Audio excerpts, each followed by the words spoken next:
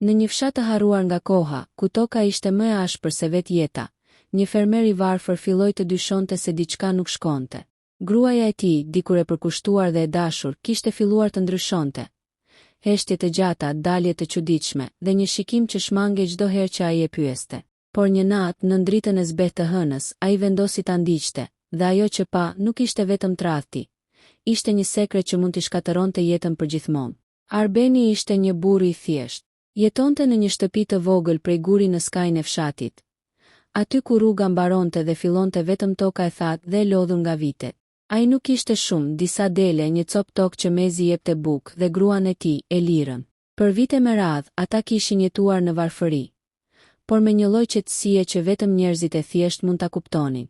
Çdo mëngjes, Arbeni zgjohej para lindjes së diellit, merrte kazmën dhe dilte në ar. Elira kujdesej për shtëpinë, për bagëtinë dhe për pak kopshtin që kishin. Por kohët kishin ndryshuar. Pronari I tokës, një burr I pasur dhe I fuqishëm që zotëronte shumicën e tokave të fshatit, kishte filluar të kërkonte më shumë nga fermerët. Qirat ishin rritur, kërkesat ishin bërë më të ashpra, dhe çdo vonesë pagese shoqërohej me kërcënime. Arbeni e urrente atë njeri, por nuk kishte zgjidhje. Pa tokën e tij, ai nuk ishte asgjë. Një mbrëmje, ndërsa po kthehej nga ara, Arbeni vuri re diçka të çuditshme. Dera e shtëpisë ishte gjysmë e hapur. Ai e shtyu lehtë dhe hyri brenda. Elira thirrri ai. Asnjë përgjigje. Shtëpia ishte e qetë. Zjarri në oxhak ishte shuar dhe enët ishin ende në tavolinë, sikur dikush të ishte larguar me nxitim. Zemra e tij filloi të rrihte më shpejt. Ai doli jashtë dhe hodhi syt përreth. Fshati ishte pothuajse I boshatisur në atë orë. Të gjithë ishin në shtëpitë e tyre, por në largësi, drejt rrugës që të çonte tek prona e madhe e pronarit, ai pa një siluet. Ishte Elira. Ajo po ecte shpejt, duke parë herë pas here pas shpine. Arbeni u fsheh pas një gardhi dhe ndoqi nga larg. Nuk donte të nxirrte përfundime të nxituara, por diçka brenda tij po I thoshte se kjo nuk ishte një dalje e zakonshme. Rruga u bë më e errët dhe vetëm drita e hënës ndriçonte tokën e thatë. Pas disa minutash, Elira arriti pra një ndërtese të madhe, shtëpia e pronarit. Arbeni ndaloi. Fryma ju rëndua. Nuk donte ta besonte. Elira nuk trokiti. Dera u hap para se ajo të arrinte. Një burr I gjatë, I veshur mirë, doli në prag. Ishte ai, pronari. Ata nuk folën shumë. Elira uli kokën dhe burri I bëri shenjë të hynte brenda. Përpara se dera të mbyllej, Arbeni pa diçka që I theu shpirtin. Dora e burrit që preku fytyrën e Elirës me një familjarite që nuk linte vend për dyshim. Dera u mbyll, dhe me të, diçka brenda Arbenit u thye përgjithmonë. Ai qëndroi aty për disa minuta, I ngrirë. Mendimet I vraponin në kokë. Ishte zemërim, ishte dhimbje, apo një përzierje e të dyjave. Pse përshpëriti ai? Por nuk kishte përgjigje. Më në fund, ai u kthye ngadalë drejt shtëpisë. Çdo hap dukej më I rëndë se tjetri. Kur arriti, ul në prag dhe mbajti kokën me duar. Nuk donte ta besonte atë që kishte parë. Ndoshta kishte një shpjegim. Ndoshta ajo ishte detyruar. Ndoshta. Por brenda tij, një zë I ftohtë I thoshte të vërtetën që ai nuk donte ta pranonte. Orët kaluan. Elira u kthye vonë në natë. Ajo hyri ngadalë, duke u përpjekur të mos bënte zhurmë. Por Arbeni ishte zgjuar. A ke qenë tek ai? Pyeti ai, pa e parë në sy. Elira ngriu. Heshtja që pasoi ishte më e rëndë se çdo fjalë. Arben filloi ajo, por zëri I saj u drodh. A ke qenë tek ai? Përsëriti ai këtë herë më fort. Ajo ngriti syt. Ishin të mbushur me frikë dhe faj. Po, tha ajo më në fund. Fjala rasi një gur mbi zemrën e tij. Pse? Pyeti ai. Lotët filluan të rridhnin në faqet e saj. Ai tha se do të na marr tokën, tha ajo me zë të ulët. Tha se nëse nuk shkoja tek ai. Arbeni u ngrit në këmbë, I tronditur. Dhe ti shkove, bërtiti ai. Pa më thënë asgjë. Nuk kisha zgjidhje, qau ajo. Ne do të humbnim gjithçka. Shtëpinë, jetën tonë. Ai u afrua një hap, por ndaloi. Nuk donte ta prekte. Nuk dinte më çfarë ndjente. Sa herë? Pyeti ai me një zë të ftohtë që as vet nuk e njihte. Elira heshti. Kjo heshtje ishte përgjigja më e keqe. Arbeni u kthye dhe goditi murin me grusht. Sa herë? Bërtiti ai. Prej muajsh, përshpëriti ajo. Bota e tij u shem. Muaj. ndërsa I punonte tokën si çmendur, duke u përpjekur të mbante gjithçka në këmbë. Ajo kishte qenë duke u takuar fshehurazi me atë njeri, por ajo që e dhemte më shumë nuk ishte vetëm tradhtia. Ishte fakti që ajo nuk I kishte besuar. Nuk më besove, tha ai ngadalë. Nuk më the asgjë. Doja të mbroja, tha ajo me slotësh. Ai qeshi hidhur. Të më mbroje duke më shkatëruar? Heshtje. Zjarri në oxhak u fik plotësisht. Dhoma u mbush me errësirë. Dhe në atë errësirë dy njerëz që dikur ishin gjithçka për njëri tjetrin, tani qëndronin si të huaj. Por kjo nuk ishte fundi, sepse Arbeni nuk ishte një burr që dorëzohej lehtë. Dhe ajo që ai do të bënte më pas do të ndryshonte fatin e të gjithëve në atë fshat. Nata ishte bërë gjatë dhe rënd si një mallkim që nuk largohej dot. Arbeni nuk fjeti as një minutë. Ai qëndroi ulur pranë oxhakut të fikur, duke parë boshllëkun përpara tij, ndërsa mendimet I përplaseshin në kokë si stuhi. Çdo gjë që kishte ndërtuar në jetën e tij dukej sikur ishte shembur brenda një nate. Elira ishte shtrirë në cep të shtratit, por nuk flinte as ajo. Her pas here dëgjohej një pshertim e mbytur, një lot që binte në heshtje. Por Arbeni nuk e shikonte më. Nuk mundej. Brenda tij kishte filluar të rritej diçka e errët. Jo vetëm dhimbje, jo vetëm zemërim, por një vendim. Kur agimi filloi të zbarte horizontin, Arbeni u ngrit në këmbë pa bërë zhurmë. Mori gjaketën e vjetër dhe doli jashtë. Ajri I mëngjesit ishte I ftohtë, por ai mezi e ndjente. Sot nuk ishte një ditë si të tjerat. Ai nuk shkoi në ar. Ai mori rrugën drejt shtëpisë së pronarit. Çdo hap ishte I rënd, por I sigurt. Në kokën e tij nuk kishte më konfuzion. Kishte vetëm një qëllim, të përballej. Shtëpia e madhe qëndronte madhështore mbi tokat që dikur I përkisnin fshatarëve. Muret e larta, dritare të mëdha, një portë hekuri që dukej sikur ndante dy botë. Një për të pasurit dhe një për të tjerët. Arbeni ndaloi për një moment para portës. Pastaj e shtyu. Ajo u hap me një kërcitje të rëndë. Oborri ishte I qetë. Një shërbëtor po pastronte pranë hyrjes dhe ngriti kokën I habitur. Çfarë do? Pyeti ai me një ton përçmues. Dua të flas me të, tha Arbeni, pa ndalur. Shërbëtori u përpoq ta ndalte, por Arbeni e shtyu lehtë dhe vazhdoi drejt derës kryesore. Para se të trokiste, dera u hap vetë. Pronari qëndronte aty.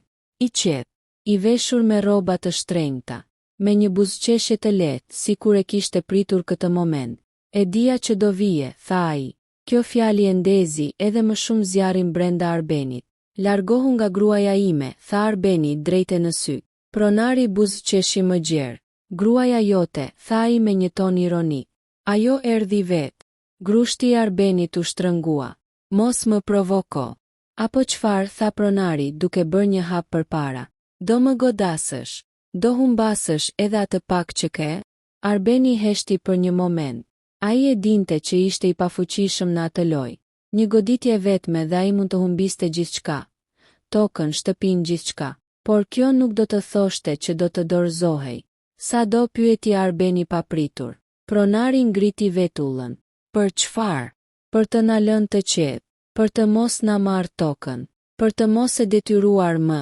Një heshtje e shkurtër, pastaj një e qeshur, një e qeshur e ftohtë dhe përçmuese. Ti nuk ke asgjë për të më ofruar, tha ai, por gruaja jote, ajo ka. Kjo ishte pika. Arbeni ndjeu sikur diçka brenda tij u këput, por në vend që të shpërthente, ai u qetësua. Dhe kjo e befasoi edhe vetë pronarin. Mirë, tha Arbeni ngadalë, luajmë sipas rregullave të tua. Pronari e pa me dyshim. Çfarë do të thotë kjo? Arbeni u afrua një hap më pranë. Do të punoj për ty, tha ai. Çdo ditë, pa pagesë, derisa të shlyej çdo gjë që pretendon. Por në këmbim ti nuk e prek më gruan time. Pronari heshti, po e vlerësonte situatën. Një burr I thyer përpara tij, por me një vendosmëri të çuditshme në sy. Dhe nëse refuzoi, pyeti ai. Arbeni e pa drejt në sy. Atëherë nuk kam asgjë për të humbur. Fjalët e tij nuk ishin kërcënim.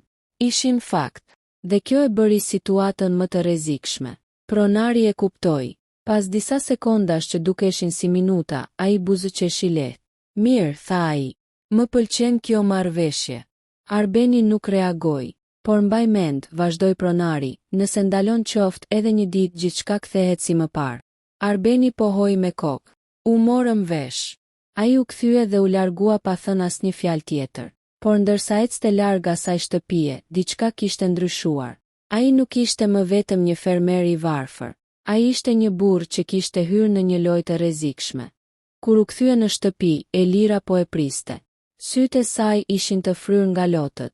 Ku ishe? Pyeti ajo me ankth. Tek ai, tha Arbeni shkurt. Ajo u zbe. Çfarë bëre? E mbylla këtë punë, tha ai. Si? Pyeti ajo duke u afruar. Arbeni e pa për disa sekonda. Pastaj tha, tani unë do paguaj çmimin.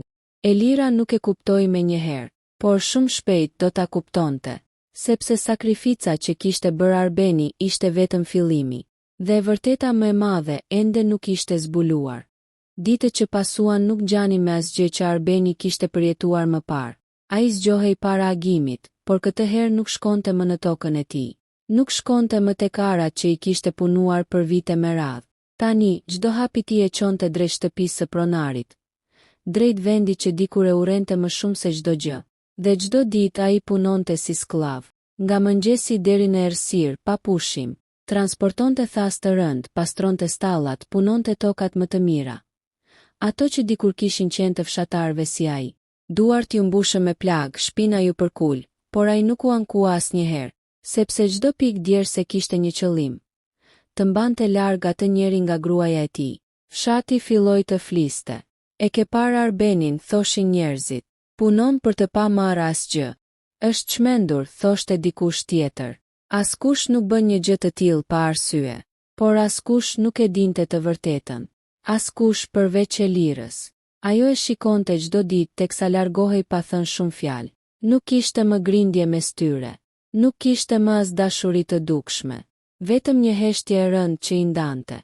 Një mbrëmje, kur Arbeni u kthye I raskapitur, Elira nuk mundi më të duronte. Duhet të flasim, tha ajo me zë që I dridhej. Arbeni ul ngadalë në karrige, pa e parë në sy. Nuk kemi çfarë të themi, tha ai. Ka, insistoi ajo. Nuk mund të vazhdojmë kështu. Ai ngriti syt për herë të parë atë ditë. Si? Pyeti ai ftohtë. Si mendon ti se duhet të vazhdojmë? Lotët I mbushën sytë e saj. Nuk dua që ti të sakrifikohesh kështu për mua. Vonë e ndërpreu ai. Kjo është zgjedhja që bëra. Por nuk të kërkova. Jo, tha ai duke u ngritur në këmbë. Ti zgjodhe diçka tjetër. Fjalët e tij ishin si thik. Elira u tërhoq një hap pas. E bëra për ne, pëshpëriti ajo. Arbeni qeshi hidhur. Për ne, tha ai. Apo për frikën tënde? Heshtje. Kjo ishte hera e parë që ai e shprehte kaq hapur. Unë do të luftoja, vazhdoi ai. Edhe sikur të humbisnim gjithçka, por të paktën do të ishim bashk. Elira nuk kishte përgjigje, sepse thellë brenda saj e dinte që ai kishte të drejtë, por ajo kishte zgjedhur rrugën më të lehtë, dhe tani po paguante çmimin. Ditët u kthyen në javë. Arbeni vazhdonte të punonte pa pushim, por diçka e çuditshme filloi të ndodhte. Ai filloi të vërente gjëra. Gjithmonë kishte menduar se ishte thjesht një fermer I varfër, një njeri pa ndikim, por tani duke qenë çdo ditë në pronën e madhe, ai pa më shumë se ç'duhej. Pa se si pronari trajtonte njerëzit, pa se si mashtronte me dokumentet, pa se si detyronte fermerët të firmosnin letra që nuk I kuptonin, pa se si merrte toka që nuk I përkisnin. Dhe më e rëndësishmja, ai filloi të dëgjonte. Një pasdite, ndërsa po pastronte pranë zyrës së pronarit, dera ishte paksa e hapur. Brenda, pronari po fliste me një burr tjetër. Nuk kemi shumë kohë, tha burri. Inspektorët do të vinë nga qyteti. Pronari qeshi lehtë. Le të vinë, tha ai. Çdo gjë është në rregull. Jo çdo gjë, insistoi burri. Nëse dikush flet, askush nuk do flas, e ndërpreu pronari. Ata janë të gjithë të frikësuar. Arbeni ndaloi frymën. Dhe nëse dikush guxon, vazhdoi pronari, ne dim si ta mbyllim gojën e tij. Heshtje. Pastaj zëri I burrit u ul. Po gruaja e atij fermerit, Elira. Zemra e Arbenit u ndal për një moment. Ajo nuk është më problem, tha pronari ftohtë. Burri I saj po punon për mua si qen. Nuk do guxoj të bëj asgjë. Kjo fjali e goditi më fort se çdo gjë tjetër. Arbeni u largua në heshtje, por mendja I vlonte. Ai kishte menduar se po sakrifikohej për të shpëtuar gjithçka. Por për atë njeri, ai nuk ishte asgjë. Vetëm një mjet, vetëm një njeri i thyer. Atë natë, Arbeni nuk shkoi direkt në shtëpi. Ai u ul në një kodër të vogël që shikonte gjithë fshatin. Dritat e pakta ndriçonin në errësirë. Ishte vendi ku dikur shkonte për të menduar, kur jeta ishte më e thjeshtë. Por tani gjithçka kishte ndryshuar. Ai nuk ishte më i njëjti. Dhe papritur diçka u bë e qartë në mendjen e tij. Ai nuk mund të vazhdonte kështu, sepse kjo nuk ishte vetëm historia e tij. Ishte historia e gjithë fshatit. Të gjithë ishin të shtypur, të gjithë ishin të frikësuar. Dhe ai për herë të parë kishte diçka që mund të ndryshonte gjithçka. Të vërtetën. Arbeni u ngrit në këmbë ngadalë. Sytë e tij nuk kishin më vetëm dhimbje, kishin vendosmëri, sepse loja kishte ndryshuar. Dhe herën tjetër, ai nuk do të ishte viktima. Era e natës frynte lehtë mbi kodër, por Arbeni nuk ndjente mas të ftohtë as lodhje. Për herë të parë pas shumë javësh, mendja e tij ishte e kthjellët. Ai nuk ishte më thjesht një burr i tradhtuar. Ai ishte një njeri që dinte të vërtetën. Dhe e vërteta ishte më e rrezikshme se çdo armë. Të nesërmen gjithçka dukej normale. Arbeni shkoi përsëri në pronën e madhe. Punoi si zakonisht, nuk foli shumë, nuk tregoi asnjë shenjë ndryshimi, por brenda tij çdo gjë kishte ndryshuar. Ai filloi të vëzhgonte me kujdes më të madh. Çdo dokument që kalonte në duart e tij, çdo bisedë që dëgjonte, çdo lëvizje e pronarit, të gjitha filluan të lidhen si pjesë të një puzle. Dhe ajo që po zbulonte ishte edhe më e madhe se sa mendonte. Tokat nuk ishin marrë thjesht me kërcënime, ishin marrë me mashtrime, firmat e falsifikuara, borxhe të shpikura, marrëveshje që nuk ekzistonin. Dhe më e keqja, disa nga njerëzit që kishin kundërshtuar, ishin zhdukur nga fshati pa lënë gjurmë. Arbeni e kuptoi se nuk po përballej vetëm me një burr të pasur, po përballej me një sistem të tërë pa drejtësie. Por ai nuk ishte vetëm. Atë mbrëmje, për herë të parë pas shumë kohësh, ai foli me Elirën ndryshe. Ajo ishte ulur në heshtje kur ai hyri në shtëpi. Duhet të tregoj diçka, tha ai. Ajo ngriti syt e pasigurt. Arbeni ul përballë saj dhe filloi të tregonte gjithçka që kishte dëgjuar, gjithçka që kishte parë. Fillimisht Elira nuk foli. Pastaj ngadalë fytyra e saj ndryshoi. Frika u kthye në tronditje. Tronditja në zemërim. Do të thot, ai nuk na donte vetëm tokën, tha ajo me zë të ulët. Ai donte të kontrollonte gjithçka. Arbeni pohoi me kokë. Dhe ne nuk jemi të vetmit. Një heshtje e gjatë mbushi dhomën. Pastaj Elira tha diçka që Arbeni nuk e priste. Duhet ta ndalojmë. Ai e pa në sy. E di çfarë rreziku është kjo, pyeti ai. Ajo pohoi. E di, tha ajo, por kam jetuar me frikë mjaftueshëm. Dhe kam bërë gabime që nuk mund t'i fshi, por mund të bëj diçka tani. Kjo ishte hera e parë që Arbeni pa tek ajo jo vetëm pendes, por forcë. Dhe për herë të parë pas shumë kohësh, ata ishin në të njëjtën anë. Ditët që pasuan u kthyen në një lojë të rrezikshme. Arbeni vazhdonte të punonte për pronarin, por tani çdo ditë kishte një qëllim tjetër, të mblidhte prova. Ai filloi të merrte dokumente fshehurazi, të dëgjonte biseda, të mbante mend çdo detaj. Ndërkohë Elira bëri diçka që askush nuk e priste.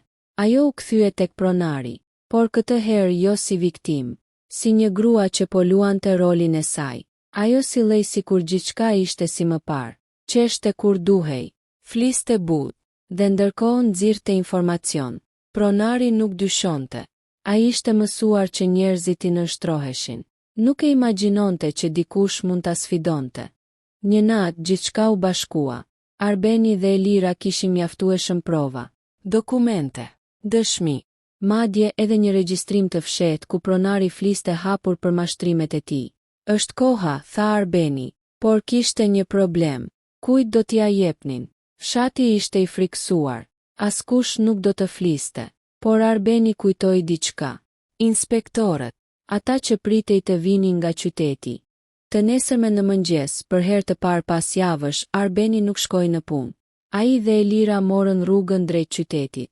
Zemrat u rrihnin fort, sepse nëse kjo dështonte, ata nuk do të kishin më asnjë rrugë shpëtimi. Disa ditë më vonë, fshati nuk ishte më i njëjti. Makina të zeza erdhën papritur. Burra me kostume zbarkuan në pronën e madhe. Kontrole. Dokumente. Pyetje. Pronari nuk po buzëqeshte më. Për herë të parë ai duke i pasigurt. Fshatarët shikonin nga larg, pa besuar atë që po ndodhte. Dhe në mes të turmës, qëndronte Arbeni, i heshtur, por jo më i thyer. Kur gjithçka mbaroi, pronari u mor nga autoritetet. Tokat filluan të ktheheshin. E vërteta doli në dritë, dhe frika filloi të zhdukej. Mbrëmjen e asaj dite, Arbeni dhe Elira u kthyen në shtëpinë e tyre të vogël. Asgjë nuk ishte perfekte. Plagët nuk zhduken kaq lehtë, por diçka kishte ndryshuar. Ata nuk ishin më të dobët, nuk ishin më viktima. Ishin njerëz që kishin luftuar dhe kishin fituar. Arbeni ul pranë Oxhakut, këtë herë me zjarrin që digjej përsëri. Elira ul pranë tij në heshtje. Pas disa minutash, ajo tha: "Mendon se mund të fillojmë nga e para?" Arbeni nuk u përgjigj menjëherë. Ai e pa në sy, dhe për herë të parë pas shumë kohësh.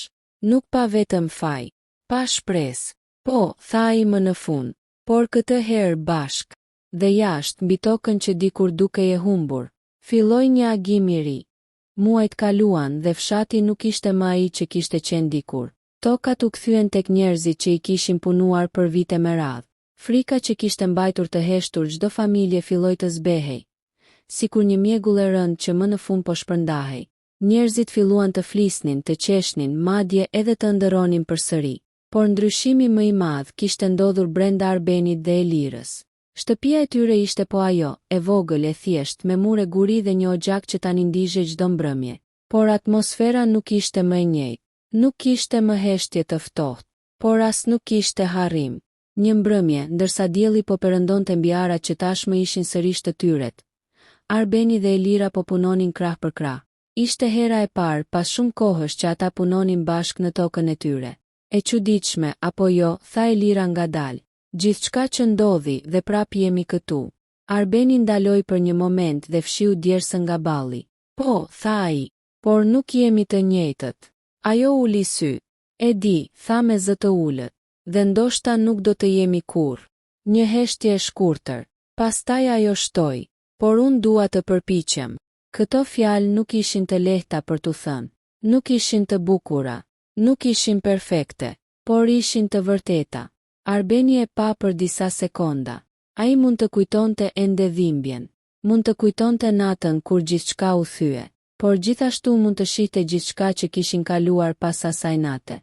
Sakrificën, rrezikun, luftën dhe mënyrën si kishin qëndruar bashkë në fund. Unë nuk harroj, tha ai më në fund, por mund të fal. Lotët I mbushën sytë e Elirës. Ajo nuk tha asgjë, vetëm ju afrua dhe e përqafoi fort. Dhe këtë herë, Arbeni nuk u tërhoq. Jeta nuk u bë perfekte. Kishte ende ditë të vështira. Kishte ende momente kur e kaluara rikthehej si një hije e rëndë. Por tani ata nuk iknin më nga ajo. E përballonin bashkë. Arbeni filloi të punonte tokën me një forcë të re. Jo më nga frika e humbjes, por nga dëshira për të ndërtuar diçka të qëndrueshme. Elira ishte gjithmonë pranë tij. Jo si dikur, por ndoshta më e fortë se më parë. Sepse tani ajo nuk vepronte më nga frika, por nga zgjedhja. Dhe një ditë, ndërsa po qëndronin në të njëjtën kodër ku Arbeni dikur kishte menduar të hiqte dorë nga gjithçka, ai hodhi syt mbi fshat. Fëmijët luanin, njerëzit punonin tokën e tyre, dhe për herë të parë kishte paqe. Elira, tha ai ngadalë, ajo u kthye nga ai. Po, kjo është jeta që donim apo jo? Ajo buzëqeshi lehtë me sytë që shkëlqenin. Jo, tha ajo. Arbeni u habi. Është më vështirë se ajo që donim, vazhdoi ajo. Por është e vërtet. Ai buzëqeshi. Dhe këtë herë ishte një buzëqeshje e qetë. Sepse në fund, nuk fitojnë gjithmonë ata që nuk bien kurrë. Fitojnë ata që bien, thyhen dhe përsëri zgjedhin të ngrihen. Bashk.